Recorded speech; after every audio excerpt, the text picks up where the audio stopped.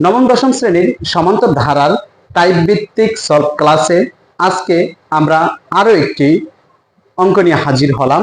সেটা হচ্ছে, দেখো বলা হয়েছে টাইপ 1 এর অন্তর্ভুক্ত 4 + 7 + 10 + 13 প্লাস ডট ডট ডট ধারাটির 25তম পদ নির্ণয় করো। অর্থাৎ তোমাকে 25তম পদ নির্ণয় করতে বলছে। আমরা জানি, আমরা তো পূর্বেই বলেছি n তম পদ। n তম পদের সূত্র কি? n তম পদের সূত্র হচ্ছে a plus n minus 1 into কি d। এটা হচ্ছে n তম পদের সূত্র। আমরা n তম পদের, যখনই তোমাকে তম পদ প্রশ্নে উল্লেখ করবে তখনই মনে করবা যে n তম পদের সূত্র লাগবে।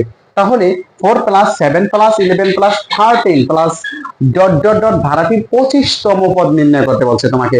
আমাদের টাইপ 1 এ আমরা সবগুলো অঙ্কই ধারাটির তম পদ নির্ণয় করতে, 25তম পদ, 10তম পদ, 20তম পদ, 15তম পদ, তোমাকে যততম পদ নির্ণয় করতে বলবে তুমি জাস্ট এই সূত্রটা অ্যাপ্লাই করে দিলেই আনসার বের হয়ে যাবে। দেখো এই ধারাটা আমরা যে সমান্তর ধারা আমরা কিভাবে বুঝবো, দেখো এখানে 4 আছে, 4 এবং 7 এই দুইটাকে যদি আমরা মাইনাস করি, দেখো তো এই 4 থেকে যদি আমরা এটাকে মাইনাস করি তাহলে থাকতেছে কত বলো? 7 থেকে যদি 4 মাইনাস করি 3 থাকতেছে।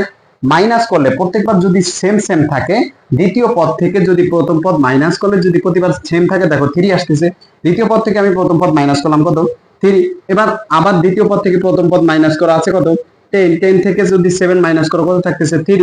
আবার দ্বিতীয় পদ কত আছে? 13। 13 থেকে মাইনাস করো কি 10 ইকুয়াল টু কত? 3।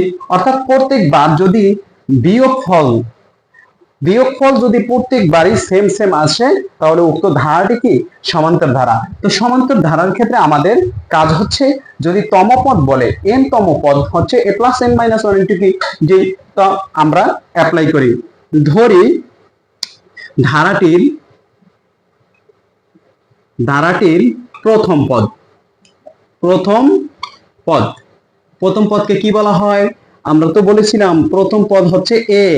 এর মান কোনটি? এই যে শুরুতে যেটা আছে এইটাই হচ্ছে এর মান। এর মান কত? 4।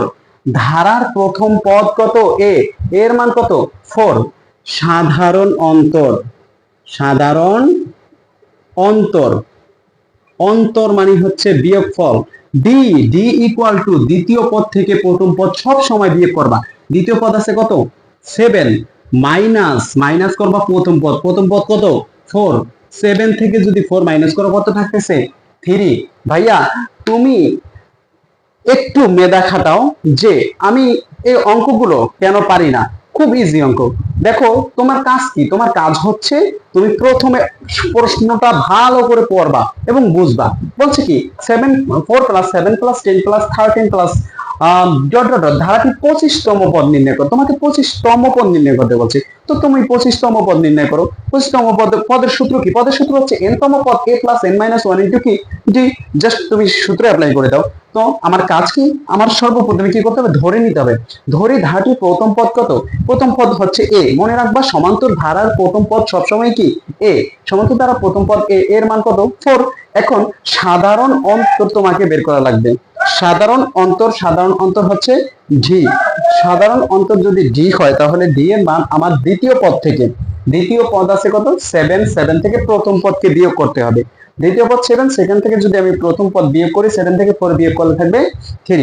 এখন আমাকে বলছি 25তম পদ নির্ণয় করতে। তো আমরা কি করব? লিখবো, আমরা জানি n তম পদ, আমরা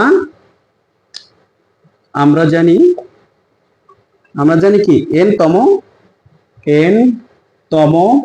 পদ। n তম পদের সূত্র হচ্ছে কি a + n - 1 ইনটু কি d। তো সূত্রটা আমরা অ্যাপ্লাই করে দিব। যখনই তোমাকে তম পদ নির্ণয় করতে বলবে তখনই তোমার কাজ হচ্ছে সূত্রটা কি a + n - 1 ইনটু d। তম পদ বললি a + n - 1 ইনটু d। তো এখানে দেখো n এর মান এই যে এখানে যেটা দেওয়া থাকবে এটাই হচ্ছে n এর মান। তো আমি n এর পরিবর্তে লিখতে পারি না 25 তম পদ। n তম পদের পরিবর্তে তুমি লিখবা 25তম পদ। তো এর মান বসাও, এর মান কত? 4 প্লাসের প্লাস। এখন দেখো n এর মান কত? 25, মাইনাসের মাইনাস, 1 এর 1, এবং d এর মান কত? কিছু নাই মানে একটি গুণ আছে, আর d এর মান কত? 3। একটু ভালো করে খেয়াল করো, আমি জাস্ট কি করেছি a এর মান কত আছে? এর মান হচ্ছে 4 এবং প্লাসের প্লাস। এন এর মান কত? এন এর মান এই যে 25, 25 এর 5 মাইনাস এর মাইনাস, 1 এর 1 কিছু নাই, মানে মাঝখানে ঠিকই আছে ভাইয়া, গুণ আছে ডি এর মান কত? 3 আমরা বের করেছি।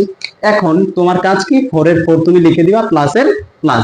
এই দুইটা যদি বিয়োগ করো, 25 থেকে যদি আমরা 1 বিয়োগ করে থাকবে কত? 24 ইনটু হচ্ছে কত? 3। দেখো 25 থেকে যদি 1 বিয়োগ করে থাকবে 24 ইনটু 3। এখন এই দুইটা দেখো, এই দুইটা ভাইয়া কি অবস্থায় আছে? গুণ অবস্থায়। তাহলে 4 এর 4 প্লাস এর প্লাস। এখন তুমি গুণ করো এটা, যদি আমরা গুণ করি 3 4 এ 12, 3 4 এ 12, 12 2 হাতে আছে কত? হাতে আছে 1, 3 2 6 1 7, কত আসতেছে? 72। অর্থাৎ 3 24 কত? 72। এখন আমরা কি করব, দুইটাকে জাস্ট যোগ করে দিব, 72 এবং 4 যদি আমরা যোগ করি, এই দুইটা যদি যোগ করি আসতেছে কত? 76, অর্থাৎ 76। এই 76ই হচ্ছে এই অঙ্কের আনসার।